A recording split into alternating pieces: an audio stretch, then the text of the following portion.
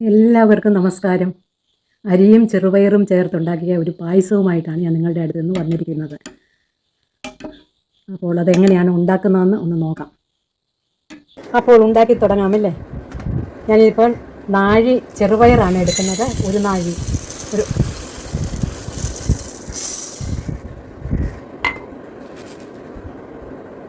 ഒരു കടായിയിൽ നാഴി ചെറുപയറിട്ട് അതിനെ ഒന്ന് റോസ്റ്റ് ചെയ്തെടുക്കുക. ഇപ്പോൾ ചെറുപയറിൻ്റെ കളറ് മാറിയിട്ടുണ്ട്, നല്ലൊരു മണവും വരുന്നുണ്ട്. ഈ സമയത്ത് ഗ്യാസ് ഓഫ് ചെയ്ത് ഒരു 2 മിനിറ്റും കൂടി ഇളക്കുക. അപ്പോൾ ഞാൻ ഗ്യാസ് ഓഫ് ചെയ്തിരിക്കുകയാണ്. ഇനിയിപ്പം 2 മിനിറ്റും കൂടി ഒന്ന് ഇളക്കുകയാണ്. പയർ ആറിക്കഴിയുമ്പോൾ അതിനെ ഒരു നിറത്തിലേക്ക് ഇടുക. ഒരു അരവല്ലിൻ്റെ കുഴവി വെച്ച് അല്ലെങ്കിൽ നാഴി വെച്ച് അല്ലെങ്കിൽ എന്തെങ്കിലും ഒരു കനമുള്ള എന്തെങ്കിലും ഒരു സാധനം വെച്ച് ഈ പയറിനെ പൊട്ടിച്ചെടുക്കുക.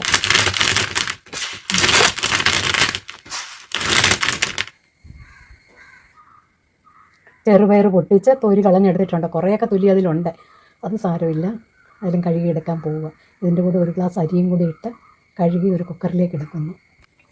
അതിനായിട്ട് ഞാൻ എടുത്തിരിക്കുന്നത് 1 ഗ്ലാസ് അരിയാണ്, പച്ചരി. ഇത് സോനാ മസൂരി അരിയാണ്, അതാണ് എടുത്തിരിക്കുന്നത്. ഇനിയും അരിയും പയറും കൂടി ഒന്ന് കഴുകിയെടുക്കാം.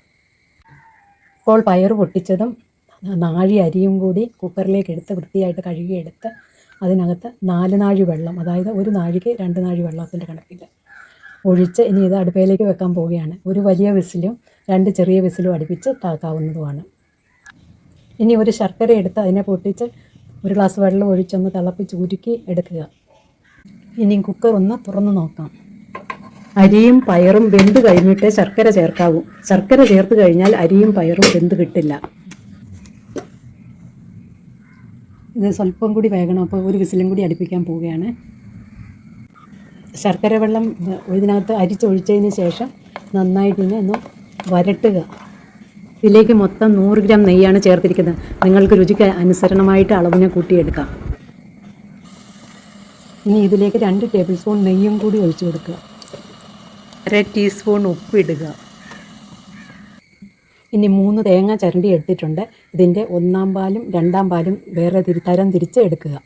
ഇതിൽ മിക്സിയിലിട്ട് അടിച്ച് പാല് പിഴിഞ്ഞെടുക്കാനാണ്. ഇനി ഇതിലേക്ക് തേങ്ങയുടെ 2-ാം പാല് ഒഴിക്കുകയാണ്. അരിയും പയറും ശർക്കരയും നെയ്യും ചേർത്ത് 1 മണിക്കൂറെങ്കിലും നന്നായി മീഡിയം ഫ്ലെയിമിൽ വരട്ടിയെടുക്കണം.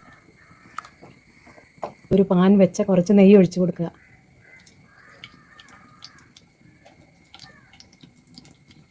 ഒരു 3 ടേബിൾ സ്പൂൺ നെയ്യെങ്കിലും ഉണ്ട്. ഇതിലേക്ക് 1 മുറി തേങ്ങ ഇങ്ങനെ ചെറുതായിട്ട് അരിഞ്ഞത്, ഈർക്കിലി കനത്തിൽ തന്നെ അരിയണം. അങ്ങനെ അരിഞ്ഞെടുത്തത് വറുത്തെടുക്കുക നെയ്യിൽ.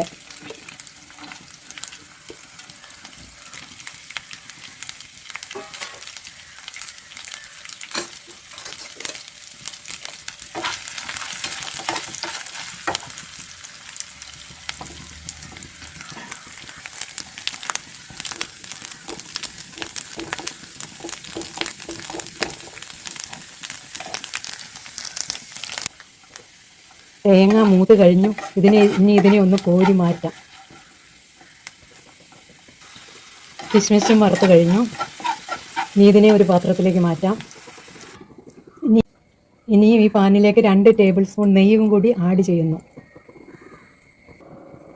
ഇതിലേക്ക് 1 പിടി കാഷ്യൂ പൊട്ടിച്ചത് ഇട്ട് കൊടുക്കുന്നു. നടുവേ പിളർന്നതാണ്, അതിട്ട് കൊടുക്കുന്നു.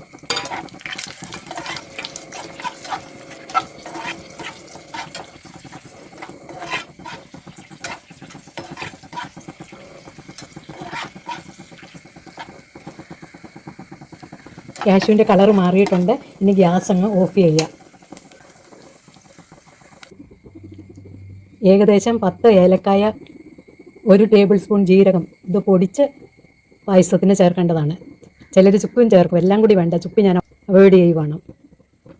ഇനി ഇതിലേക്ക് ഏലക്കായ പൊടിച്ചതും ജീരകവും കൂടി ഇട്ടിട്ട് കൊടുക്കുന്നു.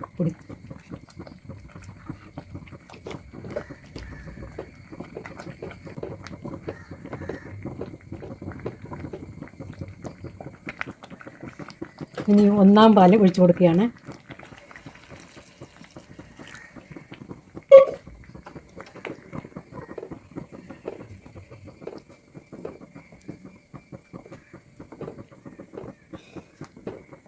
ഇനി ഇത് തിളയ്ക്കേണ്ട, നല്ലതായിട്ടൊന്ന് ചൂടായിട്ട് വന്നാൽ മതി. പാതി കൂമ്പി ഇങ്ങനെ കുമ്പള വരുമല്ലോ. ഇപ്പോൾ ഇത് തിള കയറി വന്നു, ബബിളൊക്കെ വന്ന് തുടങ്ങി. ഇനി ഇതിലേക്ക് ആ നട്ട്സൊക്കെ വറുത്തത് നമുക്ക് ഇട്ട് കൊടുക്കാം. നെയ്യോടെ അങ്ങ് ഒഴിച്ച് കൊടുക്കണം.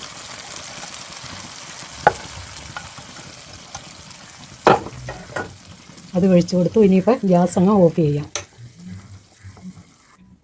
അങ്ങനെ അരിയും പയറും ചേർന്നുള്ള പായസം റെഡി ആയിട്ട് കഴിഞ്ഞു. എല്ലാവരും വാച്ച് ചെയ്തതിന് വളരെയധികം നന്ദി. ലൈക്ക് ചെയ്യണം, കമൻറ്റ് ചെയ്യണം, ഫോർവേഡ് ചെയ്യണം. എല്ലാവരും ഒന്ന് സപ്പോർട്ട് ചെയ്യണേ.